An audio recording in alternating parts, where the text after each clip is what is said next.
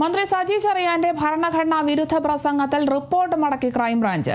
സജി ചെറിയാനെതിരെ തെളിവില്ലെന്നാണ് അന്വേഷണ റിപ്പോർട്ട്. എന്നാൽ case എഴുതിത്തള്ളാനുള്ള തുടരന്വേഷണ report crime branch മേധാവി മടക്കിയതായാണ് വിവരം. അന്വേഷണ പിഴവുകൾ ചൂണ്ടിക്കാട്ടിയാണ് മടക്കിയത്. വിവാദ പ്രസംഗം ലൈവ് ചെയ്ത മൊബൈൽ കണ്ടെത്താനായില്ലെന്നും പോലീസ് അറിയിച്ചു. വിവാദ പ്രസംഗം ലൈവ് ചെയ്ത അക്കൗണ്ടും നശിപ്പിച്ചു. മതിയായ ശാസ്ത്രീയ തെളിവുകൾ ശേഖരിക്കാൻ കഴിയാത്ത സാഹചര്യത്തിൽ കേസ് എഴുതിത്തള്ളാനായിരുന്നു അന്വേഷണ സംഘത്തിന്റെ ശുപാർശ.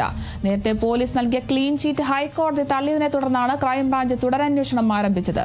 സജി ചെറിയാന്റെ ഭരണഘടനയെ അധിക്ഷേപിച്ച പ്രസംഗം വലിയ രാഷ്ട്രീയ വിവാദങ്ങൾക്ക് കാരണമാവുകയും അദ്ദേഹത്തിന് രാജിവെക്കേണ്ടി വരികയും ചെയ്തിരുന്നു.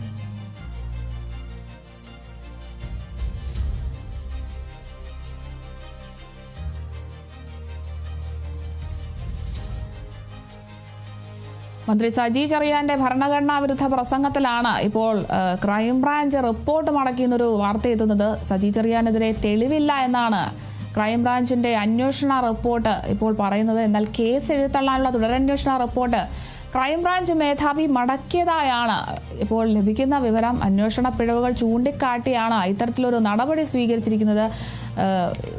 മന്ത്രി സജി ചെറിയാന്റെ ഭരണഘടനാ വിരുദ്ധ പ്രസംഗം വലിയ വിവാദമായിരുന്നു. അതിനുശേഷമാണ് ഇപ്പോൾ ഇങ്ങനെയൊരു വാർത്ത ഇപ്പോൾ ലഭിക്കുന്നത്. സജി ചെറിയാനെതിരെ തെളിവില്ല എന്നാണ് ഇപ്പോൾ അന്വേഷണ സംഘത്തിന്റെ റിപ്പോർട്ട് ലഭിക്കുന്നത്. ഈ ഒരു കേസ് എഴുതിത്തള്ളാനുള്ള തുടരന്വേഷണ റിപ്പോർട്ടാണ് ഇപ്പോൾ ക്രൈംബ്രാഞ്ച് മേധാവി മടക്കിയതായുള്ള ഒരു വിവരം ലഭിക്കുന്നത്. അന്വേഷണ പിഴവുകളൊക്കെ ചൂണ്ടിക്കാട്ടിയാണ് ഇത്തരത്തിൽ ഒരു നടപടി സ്വീകരിച്ചിരിക്കുന്നത്. വിവാദ പ്രസംഗം ലൈവ് ചെയ്ത മൊബൈൽ ഫോൺ കണ്ടെത്താനായിട്ടില്ല എന്നും പോലീസ് അറിയിക്കുന്നുണ്ട്. എന്തായാലും വിവാദ പ്രസംഗം ലൈവ് ചെയ്ത അക്കൗണ്ടും ഇവർ നശിപ്പിച്ചിട്ടുണ്ട്.